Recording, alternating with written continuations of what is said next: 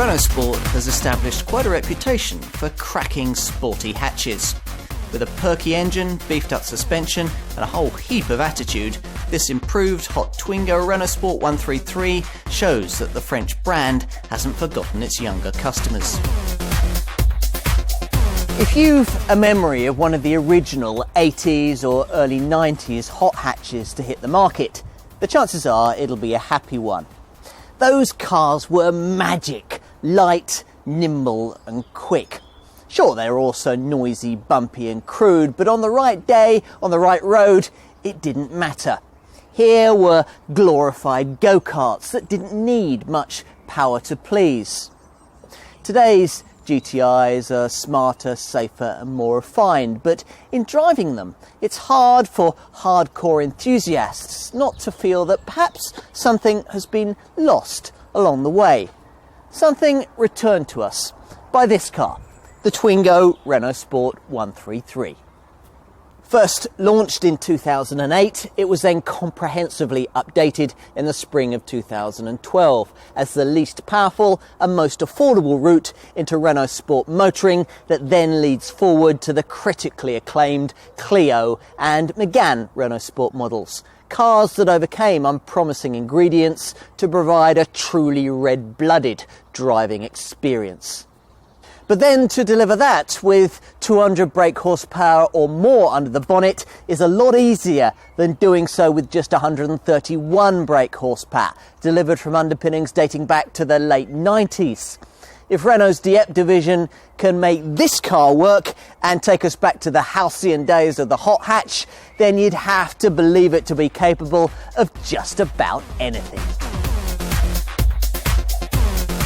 Now this is anything but your average warmed over shopping trolley, something you realise as soon as a twisted the ignition key rewards you with a decidedly rude exhaust note.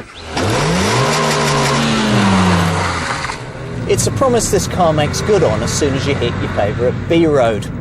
In the unlikely event that you happen to have a go-kart track in your back garden, then one of these would be just about perfect. So yes, this car takes you back to those late great hot hatches of the 80s and 90s, Renault's own GT Turbo for example. And yes, just like those cars, in this Cup chassis version at least, you feel every bump, ridge and pothole. In short, there's a price to pay for your pleasures. But it's one true hot hatchers won't mind paying. You flip from lock to lock with merely a flick of the wrist. The steering response instant, the throttle response ready, the gear change sweet. No, the 133 PS or 131 brake horsepower that the badge work promises isn't a great deal, but then this car does weigh just 1,050 kilograms, so you don't actually need that much power to get this little skateboard going almost indecently fast. This particular car has the optional Cup chassis, which gives it a 4mm lower ride height, 10% stiffer springs and dampers, and 17-inch Renault Sport alloy wheels, shod with grippy Continental Sport Contact 3 tyres. Now, none of this, of course, does much for the outright speed. Rest to 62 takes 8.7 seconds on the way to a top speed of 125 miles an hour. But if you've an empty, twisting road to play on, it does make getting there a heck of a lot more fun. Not a lot happens orally below about 4,500 RPM, but beyond that, the exhaust note ramps up and the car flings itself towards the horizon until the rev limiter cuts in at 7,000 RPM. Body roll? What's that?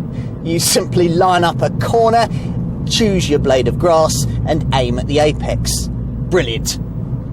Which is all the more amazing when you consider the unpromising ingredients the Renault Sport engineers had in creating this car. A chassis borrowed from a Clio dating back to the late 90s, and a 1.6 litre petrol unit more commonly found beneath the bonnet of a bog standard Renault Megane. Undaunted, they set to work, sweating the details to create the perfect affordable performance package. The engine got a revised inlet manifold and a bespoke throttle unit, and the chassis got a thorough seeing too, with wider tracks, a lower ride height and thicker anti-roll bars. The result is a car well worthy of its famous badge. It's said that little dogs are more likely to bite, and this Twingo certainly isn't shy of baring its teeth.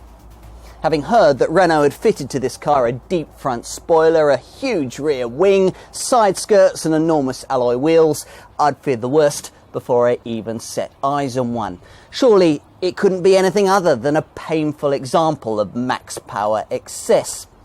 In actual fact, it looks punchy and purposeful. The extrovert looks balanced by careful touches like the gloss black detailing and the chromed exhaust pipe, while the 17-inch alloy wheels on this cup chassis version look brilliant. This revised version is certainly a little more in your face, with a smarter four-light front grille design and a front bumper incorporating what Renault calls an F1 blade. At the rear, this hot Twingo has a revised double cluster light arrangement and is set apart by its black spoiler, a bumper that builds in a diffuser and aerodynamic wheel arch extensions. The theme continues inside. Yes, a pricier Mini Cooper or Fiat 500 Abarth might feel more upmarket, but this Twingo eschews all that in its mission to distill its offering down to the things that really matter. So, as well as all the Renaultsport logos, you get sport seats that now have more side bolstering, a perforated leather trimmed steering wheel. You've also got aluminium for the pedals and the gear knob. A prominent rev counter with a number font that grows bigger as you approach 7,000 RPM, and even some stitching on the steering wheel to indicate the straight ahead position. Proper driver's stuff. Not that practicality has been ignored. In fact, it's pretty spacious in here, with no fewer than 11 different storage spaces dotted around the cabin, most within easy reach of the driver, including a decently sized glove box with integrated sunglasses holder, decently sized door bins, a couple of cup holders, the option of a 3.7 litre bin beneath the front passenger seat, and door bins for rear passengers, each capable of holding a 1.5 litre bottle. In the back, well, there's a lot more room than you expect, and once in place, a couple of adults would be a lot more comfortable here on shorter journeys than they could ever be in a Fiat 500 or a Mini. It helps that these two seats are individually slidable by up to 220 millimetres, so you can prioritise either leg space or boot room. Ah yes, cargo room. I was getting to that. With these rear seats upright, the amount of space you get really depends on whether they're slid forwards or back. That can vary anything between 165 to 285 litres. If you push them forward though, you get a flat pack swallowing 959 litres to play with. List pricing suggests that you'll be paying around £14,000 for this Renaultsport Twingo 133, and that's not bad value considering the level of standard equipment on offer. As well as the usual skirts and spoilers and extended sills and wheel arches, it runs to alloy wheels, a chromed rear tailpipe, front fog lights, extra tinted rear windows, Renaultsport seats with side bolsters, a Renaultsport leather trimmed steering wheel, cruise control with a speed limiter, Bluetooth connectivity for your mobile phone, an uprated 80-watt stereo system with USB connectivity and fingertip remote controls, and a proper emergency full-size spare wheel. Most will also want to earmark an extra £700 for the optional cup chassis that I have here, that gives you a lower ride height, stiffer springs, smarter and larger 17-inch alloys and grippier tyres. I'd also want to set aside another £125 for the brilliant Renaultsport monitor that gives you everything from a G-force meter to a lap timer and can tell you everything from torque figures to acceleration times. You might also want to peruse the list of bodywork decals and maybe even consider the carbon effect kit for coverage of the bodywork, the skirts and the wheel arches. If you're wondering about obvious competitors, well, the asking price is about £500 less than you'd pay for Fiat's slightly faster 500R Bath 1.4 16-valve turbo T-Jet, and it's about £1,200 less than Mini's slightly slower Cooper hatch. Probably the most direct rival, though, is the Suzuki Swift Sport that costs around the same. Also has normally aspirated 1.6 litre power, performs very similarly, but isn't quite as extrovert.